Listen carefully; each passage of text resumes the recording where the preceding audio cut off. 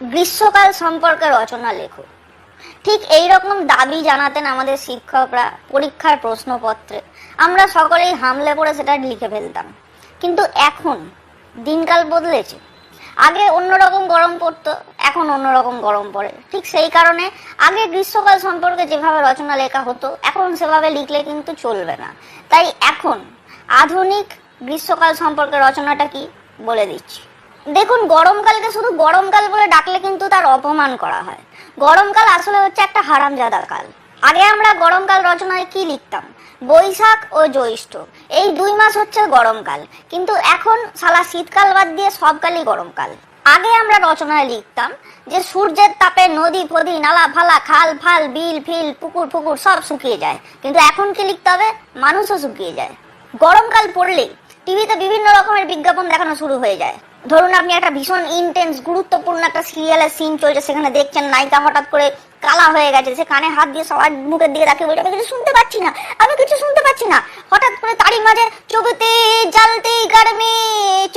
জ্বলতে গরমি কা মৌসম আয়া বলে একটা বিশাল রাগাশ্রয়ী একটা বিজ্ঞাপনের গান শুরু হয়ে যাবে। এরপরে কি শুরু হয়ে যাবে? পেপসি, থামস আপ, আইসক্রিম, হেনা তেনা ডিও ফিও সাবান ফাবান সবকিছু নিয়ে চলে আসবে বিজ্ঞাপন নিয়ে। মানে আপনি টিভিতে যাই দেখুন না কেন, আপনার টিভি দেখার মুডের ওপর পুরো ঘামাচি বসিয়ে দেবে।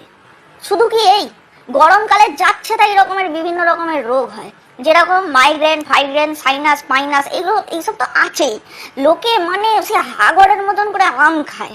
পেলো কি পেলো না, দেখতো না দেখ আম খেয়ে ফেলছে, এবং সেই আম খাওয়ার ফলে পেটের মধ্যে তৈরি হয় ম্যাঙ্গো হোপ, মানে আম আসা। এবং এই আম আসার ফলেই বারবার বড় বাইরে যেতে হয়। কিন্তু এই সময়টা না, দুপুর বেলায় বড় বাইরে যাওয়াটা গরমকালে অত্যন্ত বিপজ্জনক হয়ে ওঠে। তার কারণ হচ্ছে ট্যাঙ্কের জল প্রচন্ড তেতে থাকে, এবং সেই ট্যাঙ্কের জল নিয়ে সমস্ত কাজ সমাধা করতে হয়, এবং এর ফলে পশ্চাৎ দেশ পুড়ে ঝামা হয়ে যাওয়ার একটা প্রবল সম্ভাবনা তৈরি হয়। এই সমস্ত বৈশিষ্ট্য ছাড়াও গরমকালের আরো বেশ কিছু বৈশিষ্ট্য আছে। গরমকালে বহু মেয়েকে, বিশেষ করে যারা ডেলি প্যাসেঞ্জারি করে ট্রেনে বাসে, তাদেরকে কি করতে দেখা যায়? সকাল সকাল পুরো বেড কভারের মতন করে সারা মুখে মাথায় একটা বড় সাদা বা সেরকমই ছাপা হালকা কালারের ওড়না পেঁচিয়ে ঘুরতে দেখা যায়। যেটুকু চোখের অংশ বাকি থাকে তার মধ্যেও তারা সানগ্লাস পরে নেয়, এবং হাতে কনুই ফনুই দিয়ে পারলে প্রায় সেই বগল পর্যন্ত হাত মোজা পরে নেয়। দূর থেকে দেখলে মনে হয় মিশরের মমি হেঁটে আসছে, কিন্তু তাও তাদের দেখে ভয় করে না। গরমকালে মানুষ বহুবার চান করে, 1-2 বার করে ঠান্ডা জলে, আর বাকি সময়টা নিজেদেরই ঘামে। মানুষ এই সময় প্রচন্ড প্রোডাক্টিভ হয়ে ওঠে, সারাদিন নুন জল তৈরি করছে। এই গরমকালই হচ্ছে সেই হাড় হাবাতে কাল, যে সময় মানুষ জানে যে গরমে পুরো কেলিয়ে যাব, সেই সমস্ত কিছু জেনেও এসো হে বৈশাখ এসো এসো বলে ঢং করে গরমকালকে ডেকে আনে।